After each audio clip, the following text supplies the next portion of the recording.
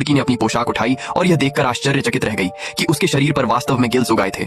उसने ध्यान से उसे अपने हाथ से छुआ और उसकी सांस के साथ गल फड़े वास्तव में उठ और गिर रहे थे। ऐना भयभीत थी।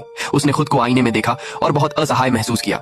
लेकिन इसके बाद उसके साथ कुछ और भी भयानक हुआ। ऐना के पैर पूरी तरह से काले पड़ गए और उन पर अजीब सी पपड़ियां जम गई थीं। जब उसके माता पिता घर पर नहीं थे तो उसने चिमटी ढूंढी और असहनीय दर्द के कारण पपड़ी को बाहर निकाला। लेकिन यह बहुत दर्दनाक था। वह असहाय होकर अपने पैरों पर मारने लगी, लेकिन वह बुरे सपने से छुटकारा नहीं पा सकी। जल्द ही ऐना पूरी तरह से टूट गई। वह रसोई में गई, रसोई का चाकू उठाया और बिना किसी हिचकिचाहट के अपनी कलाई काट ली। जैसे ही खून बाहर निकला, ऐना धीरे धीरे बेहोश हो गई। जब वह दोबारा उठी तो उसने पाया कि उसके घाव ठीक हो गए थे। उसके पैर पूरी तरह से एक साथ जुड़ गए थे और हरी काली मछली की पूंछ में बदल गए थे। ऐना ने बहुत संघर्ष किया, लेकिन अब वह खड़ी नहीं हो सकती थी।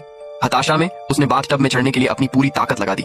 जब उसका शरीर पानी से भीग गया तो उसे एक ऐसा आनंद महसूस हुआ जो उसने पहले कभी महसूस नहीं किया था। धीरे धीरे ऐना पूरी तरह शांत हो गई। उसने अपने दोस्त का नंबर डायल किया